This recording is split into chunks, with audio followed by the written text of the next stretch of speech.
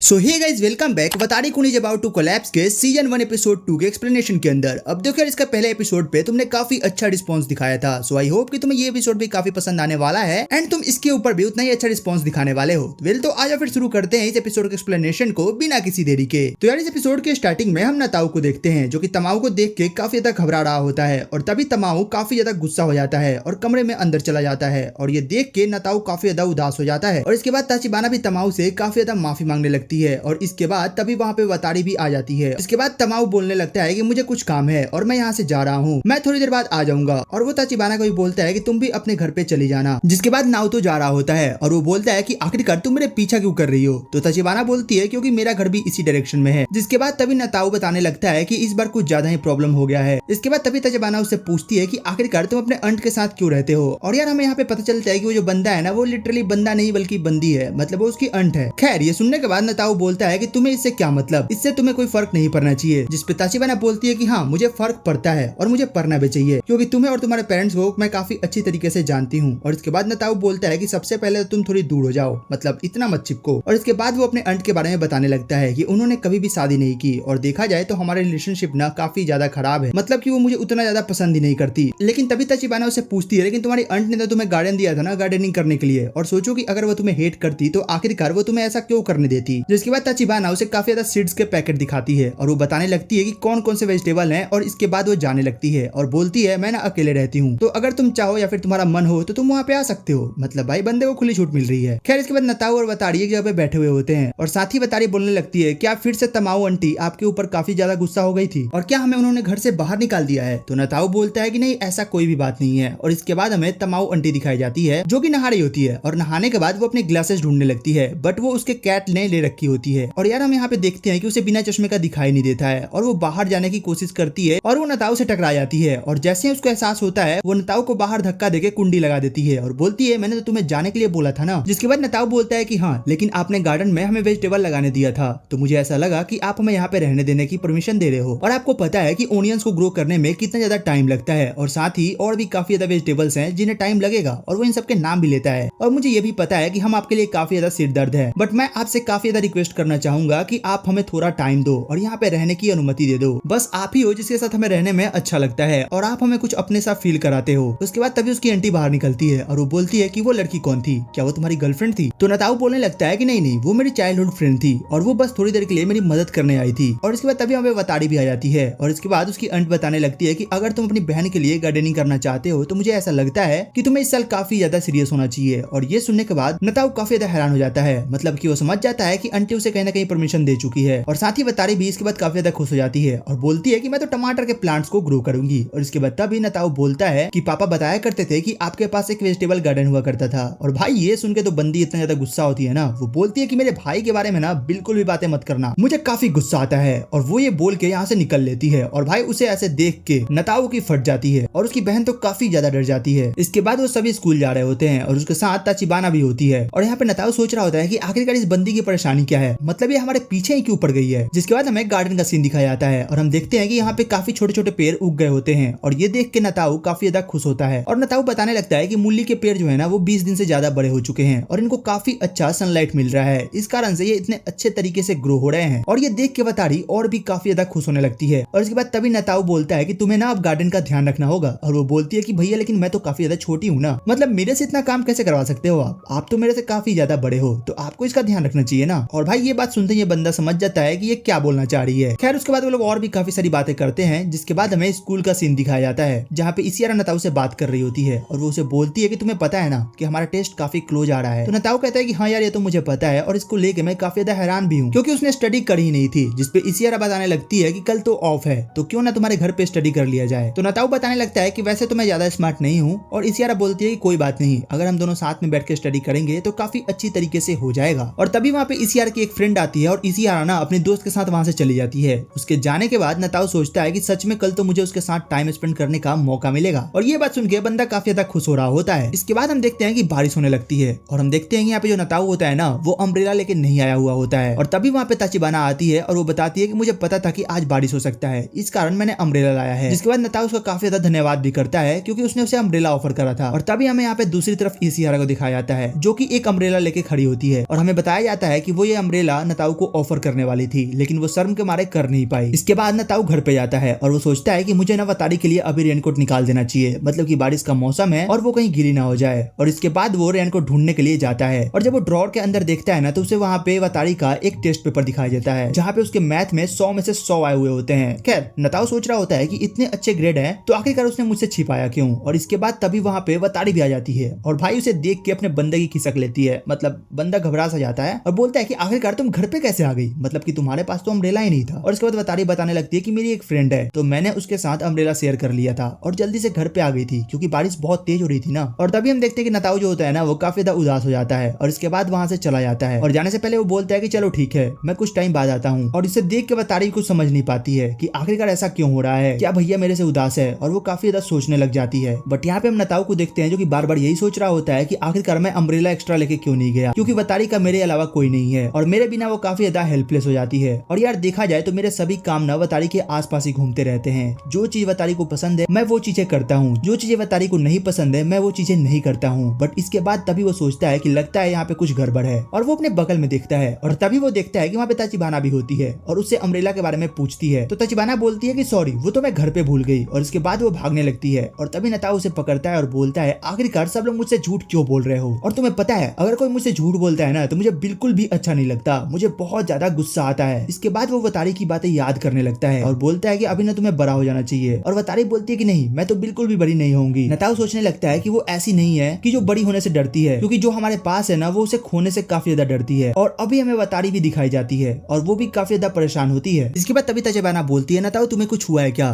तुम मुझे काफी ज्यादा परेशान दिख रहे हो। इसके बाद नताऊ तो अपना जैकेट उतार के तचिबाना को पहना देता है क्योंकि वहाँ पे काफी ज्यादा बारिश हो रही होती है। और इसके बाद दोनों ही तचिबाना के घर पे चले जाते हैं और हम देखते हैं कि उसके घर की जो हालत होती है ना वो सच में काफी ज्यादा बुरी होती है। वो दरवाजा खोलने की कोशिश कर रही होती है बट कुंडी टूट जाती है और इसके बाद वो जैसे तैसे करके दरवाजा खोलती है और वो बोलती है तुम्हें ना अंदर आना चाहिए, मतलब कि तुम्हें सर्दी भी हो सकती है। और इसके बाद तभी तचिबाना बोलती है अगर तुम्हें यहाँ पे रुकना है तो मुझे कोई प्रॉब्लम नहीं है। जिसके बाद तभी नताऊ बोलता है कि ऐसी बात बिल्कुल भी नहीं है, मुझे जल्दी से घर जाना है क्योंकि वतारी घर पे अकेली है। और तचिबाना बोलने लगती है कि कोई बात नहीं, वो 10 साल की हो चुकी है और वो अकेले रह सकती है, तो थोड़ा टाइम तू अपने लिए भी निकाल सकते हो। इसके बाद तचिबाना बोलने लगती है कि मुझे ऐसा लगता है कभी कभी हमें खुद के लिए भी थोड़ा टाइम निकालना चाहिए, मतलब हमें खुद की फीलिंग्स की भी कदर करनी चाहिए। और भाई मुझे पता नहीं क्यों बट यहाँ पे इस बंदी की फीलिंग्स सही नहीं लग रहे हैं। वेल ये सब सुनने के बाद नताऊ काफी गुस्से में बोलता है तुम्हें चुप हो जाना चाहिए, तुम्हें इसके बारे में कुछ भी नहीं पता। और इसके बाद वो वहाँ से चला जाता है और साथ ही तचिबाना वहाँ पे लेट के बोलने लगती है कि मैं सब कुछ समझ सकती हूँ, मैं पिछले 6 साल से तुम्हारे साथ थी। और इसके बाद सीन शिफ्ट होता है और हम देखते हैं कि यहाँ पे तचिबाना अपने घर जा रहा होता है तो उसके दिमाग में इसी तरीके से और भी काफी ज्यादा क्वेश्चन चल रहे होते हैं। और इसके बाद वो फाइनली घर पे पहुंचता है जहाँ पे वतारी उसके पास आती है तो नताऊ बताता है कि मैं तुम्हारे लिए स्वीट्स लेने गया था। इसके बाद वतारी बताने लगती है कि मुझे ऐसा लगता है कि आपको मेरे आसपास रहने में अच्छा नहीं लगता। तो नताऊ बोलता है कि नहीं ऐसा नहीं है। और ये सुनने के बाद वतारी काफी ज्यादा खुश हो जाती है और बोलती है कि अच्छा ठीक है चलो फिर हम एक साथ मिलकर खाना खाते हैं। इसके बाद नताऊ काफी ज्यादा हिम्मत करता है और वो वतारी से बोलता है कि उसको नेक्स्ट संडे ना इसी हारा के साथ स्टडी करने के लिए जाना है। और वो बोलता है कि मैं प्रॉमिस करता हूँ कि मैं काफी जल्दी आ जाऊंगा और साथ ही तुम्हारे लिए प्रेजेंट भी लाऊंगा।